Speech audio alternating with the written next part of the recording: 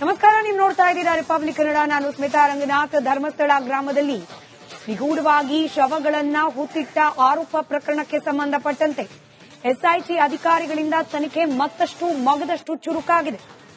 ನಿನ್ನೆಯಷ್ಟೇ ಈ ಅನಾಮಧೇಯ ವ್ಯಕ್ತಿ ತೋರಿಸಿದ್ದ 13 ಸ್ಥಳಗಳಲ್ಲಿ ನಿಜಕ್ಕೂ ಆತ ಹೇಳಿದಂತೆ ಅಸ್ಥಿಪಂಜರಗಳು ಸಿಗುತ್ತಾ ಅನ್ನೋದರ ತನಿಖೆ ಪ್ರಗತಿಯಲ್ಲಿದೆ. ಗುರುತು ಮಾಡಿದ್ದ ಜಾಗವನ್ನ ಅಗೆಯುವ ಕೆಲಸವನ್ನ ಎಸ್ಐಟಿ ಅಧಿಕಾರಿಗಳು ಪ್ರಾರಂಭ ಮಾಡಿದ್ದಾರೆ.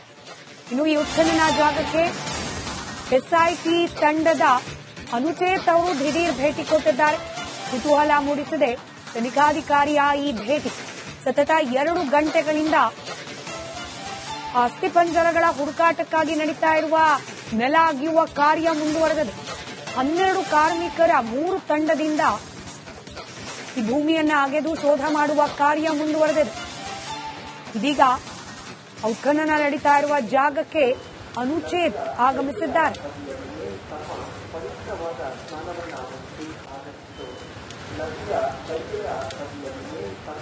ದೃಶ್ಯದಲ್ಲಿ ಗಮನಿಸ್ತಾ ಇದ್ದೀರಿ, ಪೊಲೀಸ್ ಅಧಿಕಾರಿ ಅನುಚೇತ್ ಅವರು ಎಸ್ಐಟಿ ತಂಡದ ಸದಸ್ಯ ಕೂಡ ಇವತ್ತು ಈ ಉತ್ಖನನ ನಡೀತಾ ಇರುವ ಜಾಗಕ್ಕೇನೆ ಆಗಮಿಸಿದ್ದಾರೆ. ಆ ಸಂದರ್ಭದ ದೃಶ್ಯವನ್ನ ಗಮನಿಸ್ತಾ ಇದ್ರಿ. ಮೇಜರ್ ಡೆವಲಪ್ಮೆಂಟ್ ಏನಾದ್ರೂ ಆಗಿದೆಯಾ? ಹೀಗಾಗಿ ಅನುಚೇತ್ ಅವರು ದಿಢೀರ್ ಅಂತ ಹೇಳಿ ಭೇಟಿ ಕೊಟ್ಟಿದ್ದಾರೆ. ಇನ್ನು ನೇರ ಪ್ರಸಾರದ ದೃಶ್ಯದಲ್ಲಿ ನೀವು ಗಮನಿಸ್ತಿದ್ದೀರಿ, 13 ಸ್ಥಳಗಳನ್ನೇನು ಆ ಅನಾಮಧೇಯ ವ್ಯಕ್ತಿ ಗುರುತಿಸಿದ್ದ ಅಲ್ಲೀಗ ಹುಡುಕಾಟ ಪ್ರಾರಂಭ ಆಗಿದೆ. ನಿಜಕ್ಕೂ ಆತ ಹೇಳಿದಂತೆ ಏನಾದ್ರೂ ಅಸ್ಥಿಪಂಜರಗಳು ಸಿಗುತ್ತಾ? ಅಲ್ಲಿ ಆತ ಶವ ಹೂತಿಟ್ಟಿರೋದು ನಿಜಾನ? ಇದರ ಹುಡುಕಾಟ ಕಾರ್ಯ ಇದೀಗ ಪ್ರಾರಂಭ ಆಗಿದೆ. ಅಲ್ಲಿಂದ ನೇರ ಪ್ರಸಾರದ ದೃಶ್ಯದಲ್ಲಿ ಗಮನಿಸ್ತಾ ಇದ್ದೀರಿ, ಕಂದಾಯ ಇಲಾಖೆ ಅಧಿಕಾರಿಗಳು ಹಾಗೆ ಅಲ್ಲಿನ ಸ್ಥಳೀಯ ಗ್ರಾಮ ಪಂಚಾಯತ್ ಆ ಸದಸ್ಯರ ನೇತೃತ್ವದಲ್ಲಿ ಅವರ ಆದೇಶದ ಮೇರೆಗೆ ಬಂದಿರುವ 12 ಮಂದಿ ಕಾರ್ಮಿಕರು ಒಟ್ಟು 3 ತಂಡವನ್ನಾಗಿ ವಿಂಗಡಿಸಿ ಈ ಕಾರ್ಯವನ್ನ ಮಾಡಿಸಲಾಗ್ತಾ ಇದೆ ಅವ್ರ ಕೈ. ಅಂದ್ರೆ ಯಾವ ಜಾಗವನ್ನ ಮಾರ್ಕ್ ಮಾಡಲಾಗಿತ್ತು ನಿನ್ನೆ ಒಟ್ಟು 13 ಜಾಗ, ಆ 13 ಜಾಗದಲ್ಲೂ ಕೂಡ ಅಸ್ಥಿಪಂಜರಗಳು ಸಿಗಬಹುದಾ ಅನ್ನೋದರ ಹುಡುಕಾಟವನ್ನ ನಡೆಸಲಾಗ್ತಾ ಇದೆ. ಇನ್ನು ಎಸಿ ಸ್ಟೆಲ್ಲಾ ವರ್ಗೀಸ್ ಬೆಳಗಿನಿಂದಲೂ ಕೂಡ ಈ ಉತ್ಖನನ ಕಾರ್ಯ ಪ್ರಾರಂಭವಾದ ಕ್ಷಣದಿಂದಲೂ ಕೂಡ ಅವರು ಕೂಡ ಅಲ್ಲೇ ಮುಖಾಂ ಹೂಡಿದ್ದಾರೆ. ಅವರ ನೇತೃತ್ವದಲ್ಲಿ ಅಸ್ಥಿಪಂಜರಗಳ ಹುಡುಕಾಟ ಶೋಧ ಕಾರ್ಯ ಮುಂದುವರೆದಿದೆ. ರಿಪಬ್ಲಿಕ್ ಕನ್ನಡದ ನೇರ ಪ್ರಸಾರದಲ್ಲಿ ನೀವು ಗಮನಿಸ್ತಾ ಇದ್ದೀರಿ ಕ್ಷಣ ಕ್ಷಣದ ಅಪ್ಡೇಟ್ ಅನ್ನು. ಧರ್ಮಸ್ಥಳದ ನೇತ್ರಾವತಿ ಸ್ನಾನಘಟ್ಟದ ಬಳಿ ಆಗ್ತಾ ಇರುವ ಈ ಶೋಧ ಕಾರ್ಯದ ಕ್ಷಣ ಕ್ಷಣದ ಅಪ್ಡೇಟ್ ಅನ್ನ ರಿಪಬ್ಲಿಕ್ ಕನ್ನಡ ಕೊಡ್ತಾ ಇದೆ. ನಮ್ಮ 3 ಪ್ರತಿನಿಧಿಗಳು, ನಮ್ಮ ಮಂಗಳೂರು ಪ್ರತಿನಿಧಿ ದಿನೇಶ್, ಹಾಗೆ ಬೆಂಗಳೂರಿನಿಂದ ಹೋಗಿರುವ ಹಿರಿಯ ಪ್ರತಿನಿಧಿ ಅಭಿಷೇಕ್, ಹಾಗೆ ಮತ್ತೋರ್ವ ಪ್ರತಿನಿಧಿ ಮಾರುತಿ, 3 ತಂಡ ಎಲ್ಲಾ ಆಯಾಮದಲ್ಲೂ ಕೂಡ ಅಪ್ಡೇಟ್ಗಳನ್ನ ನಿಮ್ಮ ಮುಂದೆ ಇಡ್ತಾ ಇದ್ದಾರೆ. ನೇರ ಪ್ರಸಾರದ ದೃಶ್ಯಗಳು, ಉತ್ಖನನ ಕಾರ್ಯ, ಮಳೆ ಬರ್ತಾ ಇದ್ರೂ ಕೂಡ ನಿಂತಿಲ್ಲ.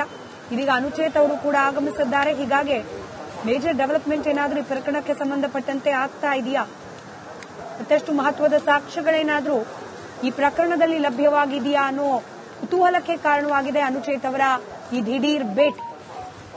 ಎಸ್ಐಟಿ ಅಧಿಕಾರಿಗಳ ತಂಡ ರಚನೆ ಆದ ನಂತರದಲ್ಲಿ ಅವ್ರ ನೇತೃತ್ವದಲ್ಲಿ ತನಿಖೆ ನಡೀತಾ ಇರುವ ಸಂದರ್ಭದಲ್ಲಿ ಅವ್ರು ಭೇಟಿ ನೀಡೋದು ಸಹಜನೇ.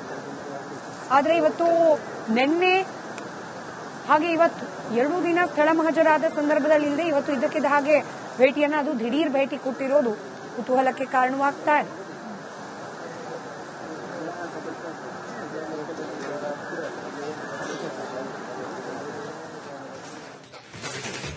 ಗಾಳಿ ಮಳೆ ನಡುವೆ ಕೂಡ ಈ ತಲೆ ಬುರುಡೆಗಳ ಶೋಧ ಕಾರ್ಯ ನಿಂತಿಲ್ಲ.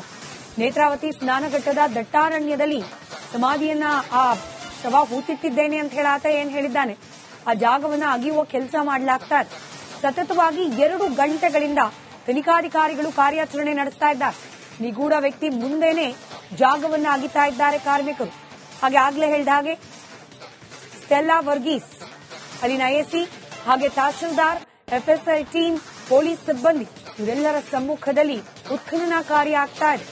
ತಲೆಬುರುಡೆ ಉತ್ಖನನದಲ್ಲಿ 50ಕ್ಕೂ ಹೆಚ್ಚು ಅಧಿಕಾರಿಗಳು ಭಾಗಿಯಾಗಿದ್ದಾರೆ. ಅವರೆಲ್ಲರ ಸಮ್ಮುಖದಲ್ಲೇ ಈ ಕಾರ್ಯ ನಡೆಸಲಾಗ್ತಾ ಇದೆ. ತಲೆಬುರುಡೆ ಕರಾಳ ಸತ್ಯವನ್ನ ತೆರೆದಿದ್ಯಾ ಡಿಎನ್ಎ ಪರೀಕ್ಷೆ. ಧರ್ಮಸ್ಥಳದ ಕಾಡಿನಲ್ಲಿ ಕತೆ ಹೇಳುವ ಅಸ್ಥಿಪಂಜರಗಳು ಸಿಗುತ್ತಾ? ಈ ಜಾಗವನ್ನು ಆಗಿದ ಸಂದರ್ಭದಲ್ಲಿ ಅಸ್ಥಿಪಂಜರಗಳು ಸಿಕ್ಕರೆ ನೋ ಡೌಟ್ ದೊಡ್ಡ ಸಂಚಲನ ಈ ಪ್ರಕರಣಕ್ಕೆ. ಎಫ್ಎಸ್ಎಲ್ ತಂಡದಿಂದ ಪರಿಶೀಲನೆಯನ್ನ ಮಾಡಲಾಗುತ್ತೆ, ಡಿಎನ್ಎ ಪರೀಕ್ಷೆಯನ್ನ ನಡೆಸಲಾಗುತ್ತೆ.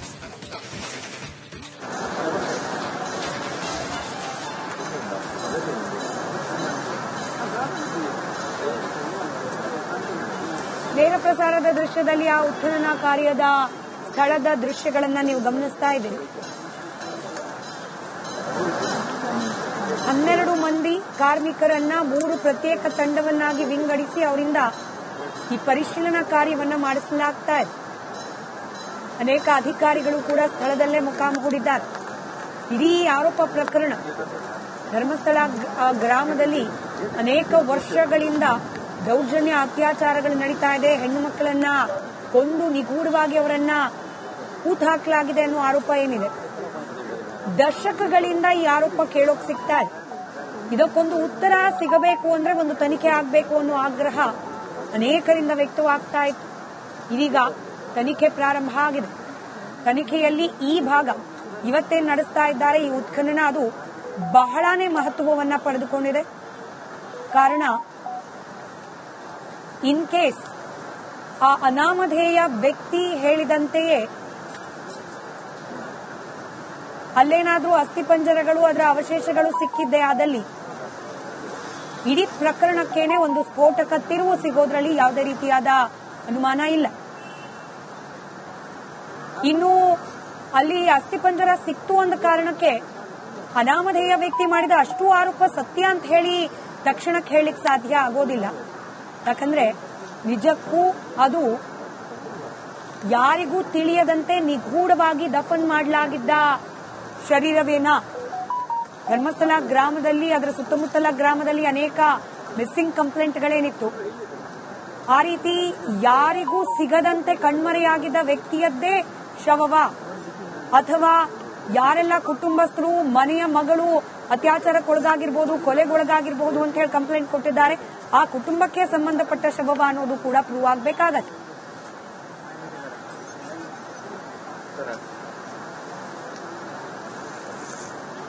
ಧರ್ಮಸ್ಥಳದ ವಿಚಾರವಾಗಿ ಪತ್ರ ಬರೆದು ಮ್ಯಾಜಿಸ್ಟ್ರೇಟರ ಮುಂದೆ ಹೇಳಿಕೆಯನ್ನ ದಾಖಲು ಮಾಡಿದ ಅನಾಮಧೇಯ ವ್ಯಕ್ತಿಯನ್ನ ಈಗಾಗಲೇ ವಿಶೇಷ ತನಿಖಾ ತಂಡ ನೇತ್ರಾವತಿ ನದಿ ದಂಡೆಯ ಪಕ್ಕದಲ್ಲಿರುವಂತಹ ಪ್ರದೇಶಕ್ಕೆ ನಿನ್ನೆ ಕರೆದುಕೊಂಡು ಬಂದಿತ್ತು. ನಿನ್ನೆ 13 ಸ್ಥಳಗಳನ್ನು ಆತ ಗುರುತಿಸಿದ್ದು, ಇವತ್ತು ಮತ್ತಿಷ್ಟು ಸ್ಥಳಗಳನ್ನ ಗುರುತಿಸುವಂತ ಸಾಧ್ಯತೆ ಒಂದ್ ಕಡೆ ಆಯ್ತು ಅಂದ್ರೆ ಮತ್ತೊಂದ್ ಕಡೆ ಈಗಾಗಲೇ ಗುರುತಿಸಿರುವಂತಹ ಸ್ಥಳಗಳಲ್ಲಿ ಉತ್ಖನನ ಕೆಲಸ ಆರಂಭವಾಗಿದೆ ಅಂತ ಹೇಳಲಾಗ್ತಿದೆ. ಒಂದ್ ಕಡೆ ಧರ್ಮಸ್ಥಳದಲ್ಲಿ ಮಳೆಯ ಸಮಸ್ಯೆ ಅಂದ್ರೆ ಕಳೆದ ಒಂದು ವಾರದಿಂದ ಮಳೆ ಬರ್ತಿರೋದ್ರಿಂದ ಆ ಒಂದು ಅಗೆಯುವಿಕೆ ಅಥವಾ ಉತ್ಖನನಕ್ಕೆ ಸಮಸ್ಯೆ ಆಗುತ್ತೆ.